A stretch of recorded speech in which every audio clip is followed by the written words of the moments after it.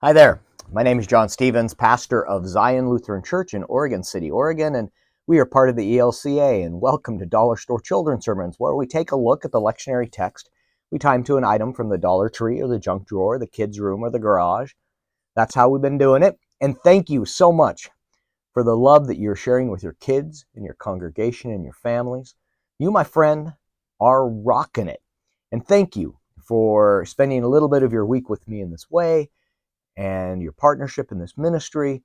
And this week especially, thank you for the love that many of you have shared with me. Last week I posted the short video pointing you to two other videos about, and it had to do with my sorry, I tapped my mic, had to do with I didn't have space in my heart. And this last Monday, we put Ruthie down, and my kitty cat, she had a terrible tumor, and it was yeah.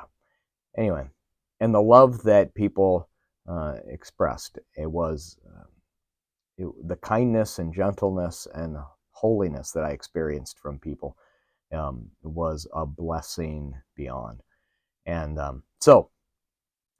missing my kitty cat incredibly so much. I mean, to the point where you have those moments where I'm talking and I'm like, I break into tears. I'm a crier anyway.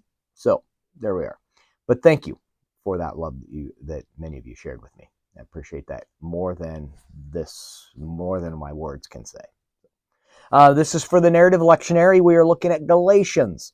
Yes, we're looking at Galatians. And the thing about, if I'm remembering right, and I'll have to take a look, but Galatians, I mean, we're looking at the first chapter, but Galatians is the one text that Paul writes that he doesn't start off with thanksgiving. He out of the gate, he's like, he is full of fire and vigor, and he's a little ticked off. I mean, we've got folks that are looking at this idea of God's grace and free gift that's like, no, not good at all, and it doesn't work. And Paul's not standing for it.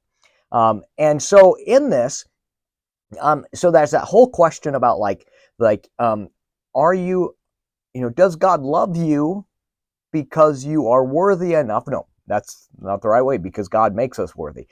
Does God love us because we've done enough works? Does God love us because we've shown that we are lovable? Now, in God's eyes, we are lovable. So anything we do, we show that we're lovable, because God says, you are mine. But we can play in our heads, and other people can play in our heads and say, God, how can God love you? You are not lovable. And Paul lays this out and says, look, for all intents and purposes, the things that I've done should make me outside of the promise, should make me outside of the church. But Jesus Christ has claimed me and says, lays this out. And so the main focus on this children's sermon is looking at the kids get a gift, not because of what they've done, but because of who they are, or rather, who the gift giver is. And so you, as the gift giver, have decided that all of the kids, and if you want to even make the point even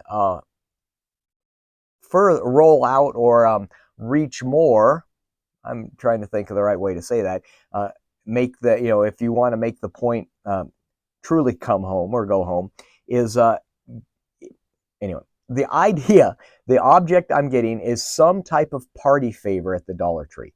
And that is so that you can have enough to give the kids and the congregation, if you want to go that route, a gift.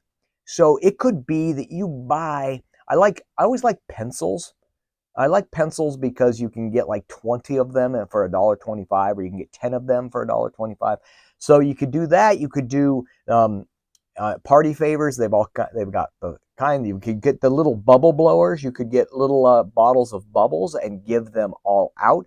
We are heading towards Pentecost Sunday, so it could be a tie in there about the gifts that we are given, and then we are given those gifts so we can share those gifts with other people. But the idea is that when the kids come up and they're there and you're like, oh, it is so wonderful. I am so glad you're here. And I've got a gift for you for all of the things that you've done. I've got a gift for you for all of the ways that you have shown me that you are lovable and all of the things that you have done this week. It's amazing. If we could list off all of the things that you've done, and you could, as you play this out, have another adult, or you could ask a kid, maybe an older kid that you know that can do this. All of the things that you have done, and someone goes, "What? I haven't done anything. I haven't done anything. Why are you giving me something?" And then you can play out, "Oh, you have, well, you are you. You are absolutely lovable and amazing and beautiful, and I'm giving you this gift because you are you, and I love you." And play that out, that it's the gift giver, and then you can pull that in and say, God gives us gifts because God loves us. God gives us gifts not because I danced just right. God gives us gifts not because I came to church. God gives us gifts not because I listened to my parents, but that's a good idea. God gives us gifts, and God loves us because that's who God is, and that's how grace works. Grace is God wrapping God's arms around us because of who God is, and God makes that decision that we and the world are loved. For God so loved the world. And last time I checked, all of us around here are included in that world. So that's the direction I'm going about giving the kids a gift. And the reason I'm giving them a gift is because the gift giver has decided that you are all loved, you are all lovable, you are all amazing, and then and it's more than just a participation trophy.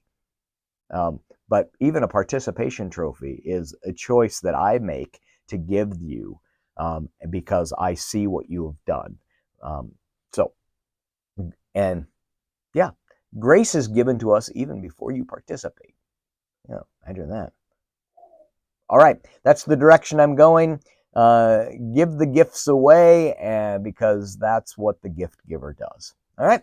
I'm hoping this is useful for your own children's sermon. Again, thank you so much for the love that you've outpoured and you showed me this week. Thank you for the love that you're sharing with your kids and your congregation and your families. Thank you for your partnership in this ministry, and thank you for spending a little bit of your week with me in this way. All right. I will see you next week. Peace.